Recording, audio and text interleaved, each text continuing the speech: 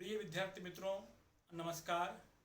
मैं प्राध्यापक डॉक्टर शेषराव लिम्बाजी राठौड़ आप सभी का बीए द्वितीय वर्ष द्वितीय भाषा हिंदी इस कक्षा में हार्दिक स्वागत करता हूँ। मित्रों, जैसे कि सर्वविदित हैं, आप लोग भली भांति जानते हैं कि वर्तमान दौर यह कोरोना महामारी के संक्रमण का दौर है और इस कारण हम लोगों ने परंपरागत शिक्षा पद्धति को ज़रा दरकिनार कर ऑनलाइन शिक्षा पद्धति के माध्यम से आप लोगों के साथ जुड़ने का यह प्रथम प्रयास करने जा रहे हैं। साथियों, जैसे कि 2020-21 इस शैक्षिक वर्ष से स्वामी रामानंद तीर्थ मराठवाड़ा विश्वविद्यालय नांदेड़ ने बीए द्वितीय वर्ष का पाठ्यक्रम द्वितीय भाषा हिंदी का पाठ्यक्रम परिवर्तित किया है और नूतन पाठ्यक्रम गठित किया है जो इसी सत्र से यानी तृतीय सत्र से आप लोगों के लिए तय है, निश्चित है। इस पाठ्यक्रम का शीर्षक है कथेतर गद्य। जैसे कि मित्रों, गद्य दो प्रकार का होता है, एक कथात्मक गद्य और दो कथेतर गद्य। कथात्मक गद्य उस गद्य को कहते हैं जिसमें उपन्यास और कथा का समावेश होता है, यानी उपन्यास और कथा से संबंधित जो गद्य लिखा जाता है उसे कथात्मक गद्य कहते हैं। और जीवनी, संस्मरण, यात्रा वर्णन, पत्र, डायरी, आत्मकथा आदि से संबंधित जो गद्य लिखा जाता है उसे कथेतर गद्य कहते हैं। तो फिर बीए द्वितीय वर्ष द्वितीय भाषा हिंदी के इस पाठ्यक्रम में उसी कथेतर गद्य के पाठ्य घटकों की चर्चा अब हम करने जा रहे हैं। अपना पाठ्यक्रम इस प्रकार से हैं। इस पाठ्यक्रम में कुल 10 पाठ्य घटक हैं। उसमें प्रथम पाठ्य घटक हैं युवाओं से। इसके लेखक महामहिम तपस्वी स्वामी विवेकानंद जी इसके लेखक हैं और ये पाठ्य घटक संबोधन के रूप में युवकों से संबोधित करने जा रहे हैं स्वामी विवेकानंद जी। जैसे कि आप लोग भली भांति जानते हैं कि स्वामी विवेकानंद तपस्वी और ओजस्वी विचारों के स्रोत थे। वो युवकों के प्रेरणा स्रोत माने जाते हैं। उन्होंने युवकों से संबोधित करते हुए इस पाठ्यघटक में कहा है कि युवक जो शक्ति का भंडार हैं वो अपनी शक्ति का सदुपयोग देश की उन्नति और विकास में करें। इसलिए इस संबोधन में उन्होंने बाह्य शक्ति यानी शारीरिक शक्ति के साथ साथ युवकों में आत्मबल कैसे बढ़ेगा इस पर उन्होंने अपने विचार व्यक्त किए हैं। अपने इस पाठ्यक्रम में दूसरा पाठ्य घटक है नाखून क्यों बढ़ते हैं। नाखून क्यों बढ़ते हैं यह एक प्रसिद्ध निबंध है और इसके निबंधकार हैं आचार्य हजारी प्रसाद द्विवेदी जी। आचार्य हजारी प्रसाद द्विवेदी जी आधुनिक काल के एक लब्ध प्रतिष्ठित और एक बड़े विद्वान ऐसे निबंधकार हैं। विशेषकर ये नाखून क्यों बढ़ते हैं हर एक पाठ्यक्रम में इस निबंध का समावेश होता है। इस पाठ्य घटक के माध्यम से आचार्य हजारी प्रसाद द्विवेदी जी ने मनुष्य में बढ़ती हुई जो एक पाशविकता है यानी जो खूंखार वृत्ति है उस खूंखार वृत्ति पर प्रकाश डालने का इस निबंध के जरिए प्रयत्न किया है। इस पाठ्यक्रम का तीसरा पाठ्य घटक है औरंगजेब की आखिरी रात और यह पाठ्य घटक एक एकांकी है। एकांकी एक अंक का एक प्रकार का नाटक ही होता है और इस एकांकीकार रामकुमार वर्मा हैं।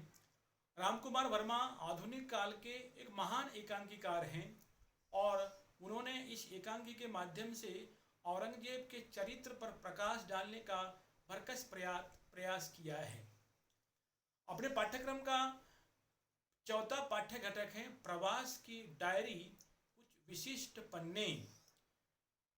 इसके लेखक महान कवि हरिवंश राय बच्चन हैं जिन्होंने डायरी के संबंध में अपने विचार इस पाठ्य घटक में स्पष्ट किए हैं।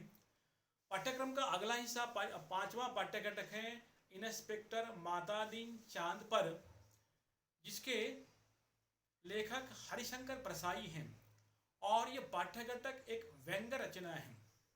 जब आधुनिक काल का हम इतिहास पढ़ते हैं और उसमें विशेष कर कथित गद्य में जब व्यंग्य विधा का हम अभ्यास करते हैं तो महान रचनाकार व्यंग्यकार हरिशंकर प्रसाई जी का जिक्र किए बगैर हम रह नहीं सकते।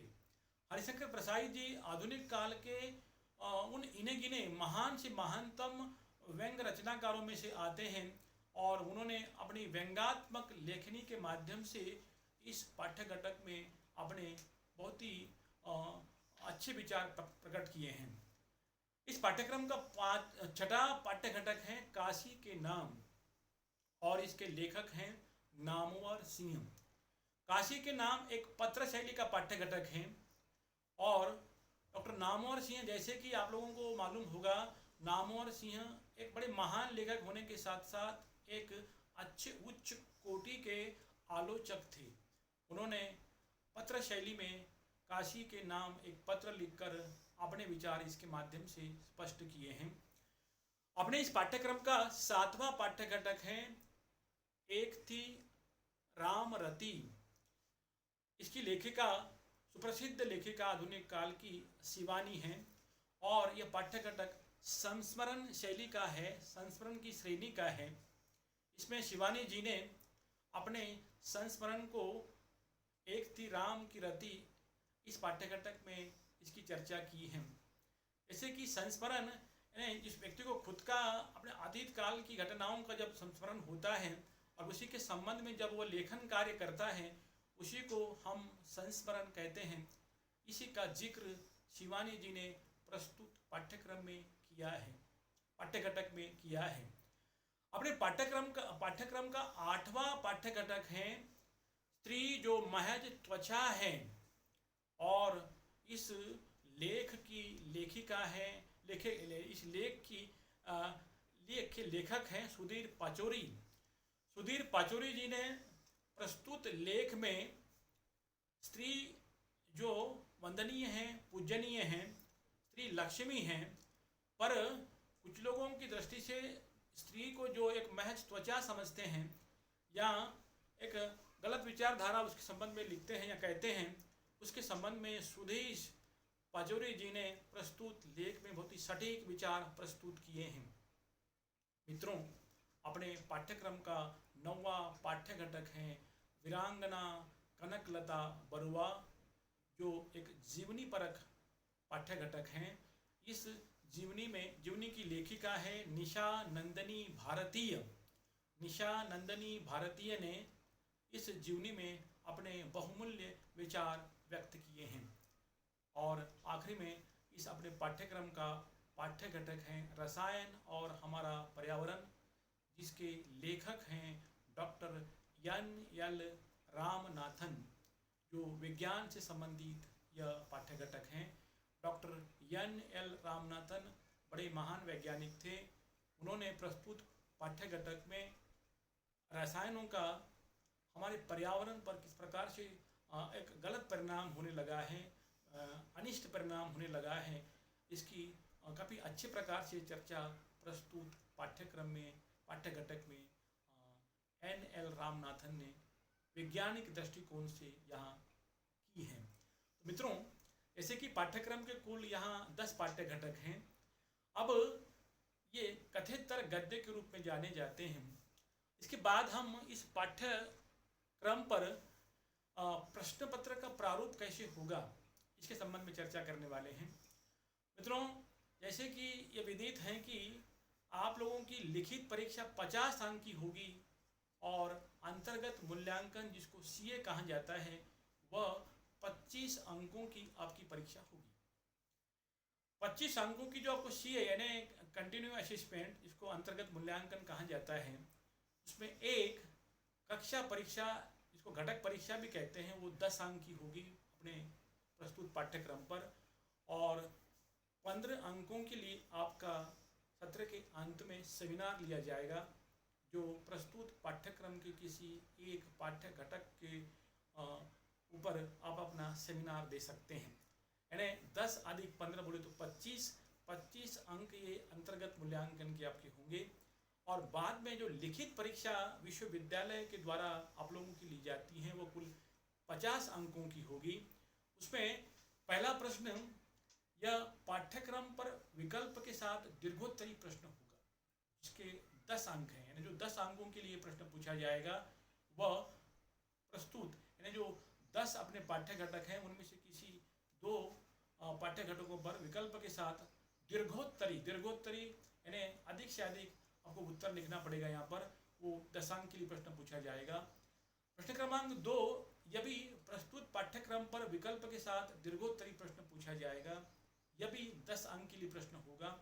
यानी विकल्प यानी पहला प्रश्न, उसके अथवा में जो दूसरा प्रश्न पूछा जाता है उसे विकल्प के साथ ऐसा कहते हैं, यह भी 10 अंक का होगा। प्रश्न क्रमांक 3, पाठ्यक्रम पर विकल्प के साथ दीर्घोत्तरी प्रश्न, यह भी 10 अंक के लिए होगा। प्रश्न क्रमांक 4, पाठ्यक्रम पर विकल्प के साथ दीर्घोत्तरी प्रश्न, यह भी 10 अंक के लिए पूछा जाएगा। और आखिरी में प्रश्न क्रमांक 5 जो टिप्पणी के रूप में आपको पूछा जाएगा, इसके 2 हिस्से हैं अ और ब। यानी अ पूरे पाठ्यक्रम पर विकल्प के साथ टिप्पणी पूछी जाएगी, इसके अंक होंगे 5, और ब पूरे पाठ्यक्रम पर विकल्प के साथ टिप्पणी पूछी जाएगी, इसके लिए भी अंक होंगे 5। यानी पहला प्रश्न 10 अंक के लिए, दूसरा प्रश्न 10 अंक के लिए, तीसरा प्रश्न 10 अंक के लिए, चौथा प्रश्न 10 अंक के लिए, और ये 5वां जो टिप्पणी का प्रश्न है ये 5 + 5 यानी 10। बोले तो कुल 50 अंकों की आपकी लिखित परीक्षा होगी जो विश्वविद्यालय स्वामी रामानंद तीर्थ मराठवाड़ा विश्वविद्यालय नांदेड़ आयोजित करेगा।